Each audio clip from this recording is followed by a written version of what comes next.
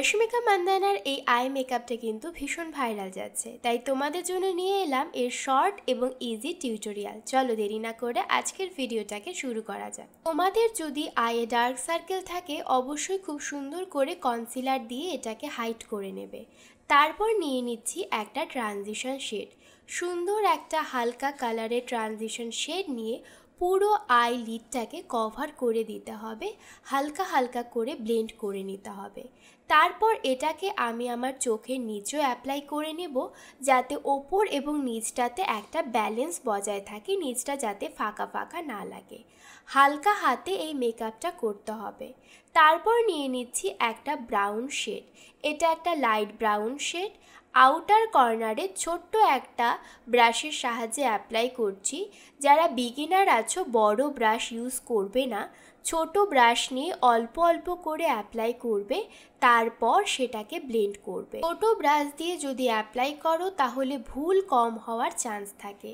সুন্দর করে এটাকে কিন্তু ব্লেন্ড আউট আমি করে নিলাম। তারপর নিয়ে নিচ্ছি এর থেকে হালকা আর একটু ডার্ক কালারের একটা ব্রাউন শেড, সেম কালারেরই সব টোন ইউজ করছি। এটাকেও আমি আউটার কর্নারে অ্যাপ্লাই করছি। লেয়ার বাই লেয়ার যদি তোমরা আইশ্যাডো অ্যাপ্লাই করো তাহলে কিন্তু আইটা অনেক ড্রামাটিক লাগে। ব্রাশটা কিন্তু সবসময় চেষ্টা করবে বাইরের থেকে ভেতর দিকে অ্যাপ্লাই করার, যাতে সুন্দর করে ব্লেন্ড হয়ে যায়। আই মেকআপের আসল জাদু কিন্তু ব্লেন্ডিংয়েই। তারপর আমি প্রথমে যে শেডটা ইউজ করেছিলাম ট্রানজিশন শেড, সেটা ইনার কর্নারের দিকে অ্যাপ্লাই করছি, কারণ রশ্মিকা মান্দানার এই লুকটাতে ইনার কর্নারটা কিন্তু হাইলাইটেড রয়েছে। সুন্দর করে অ্যাপ্লাই করার পর এটাকেও কিন্তু ব্লেন্ড করে নিচ্ছি। আমার কিন্তু বরাবরই এই স্মোকি ব্রাউন লুকটা কিন্তু ভীষণ পছন্দ।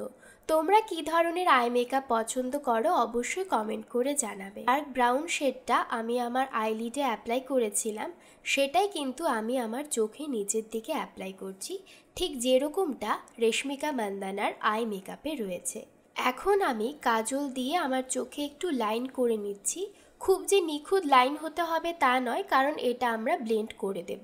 আমি একটা ছোট অ্যাঙ্গেল ব্রাশের সাহায্যে আমি কাজলটাকে ব্লেন্ড করছি।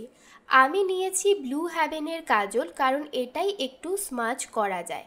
আজকালকার বেশিরভাগ কাজলই কিন্তু স্মাচ প্রুফ, তাই দেখে নিতে হবে যে কোন কাজলটা স্মাচ করা যাচ্ছে এবং কোন কাজলটা নয়। তোমরা যদি চাও এর পরিবর্তে কিন্তু জেল আইলাইনার ইউজ করতে পারো। কাজলটাকে আমি আমার চোখের নিচেও অ্যাপ্লাই করে নিচ্ছি। কাজল সুন্দর করে চোখের নিচে ওয়াটার লাইন বরাবর অ্যাপ্লাই করছি ধীরে ধীরে। এটাকেও আমি সুন্দর করে ব্লেন্ড করে নিচ্ছি। চোখের নিচে ব্লেন্ড করার সময় কিন্তু অবশ্যই সাবধানে ব্লেন্ড করবে। ডার্ক ব্রাউন শেডের আইশ্যাডোর সাহায্যে আমি আমার চোখের যে ওপরের লিডের কাজলটা ছিল সেটাকে আবার হালকা করে ব্লেন্ড করে নিচ্ছি। এখন আমি যাতে আমার চোখটা অনেক বেশি ড্রামাটিক এবং ডার্ক লাগে তার জন্য আবার কাজল ইউজ করছি প্লামের কোল কাজল, এটা কিন্তু স্মাচ প্রুফ। আমি কিন্তু ওয়াটার লাইন বরাবর অ্যাপ্লাই করছি, নিচের এবং ওপরের ওয়াটার লাইন দুটোতেই অ্যাপ্লাই করব, যাতে আমার চোখটা অনেক বেশি ফুটে ওঠে।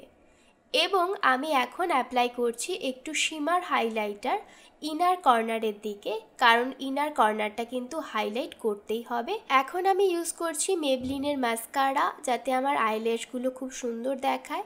অবশ্যই ওয়াটারপ্রুফ মাস্কারা কিন্তু তোমরা ইউজ করবে। তো এটা হলো আমার ফাইনাল আই মেকআপ। অবশ্যই কমেন্ট করে জানাবে রশ্মিকা মান্দানার আই লুকের সাথে এটা কতটা মিলেছে। দেখা হচ্ছে পরবর্তী ভিডিওতে।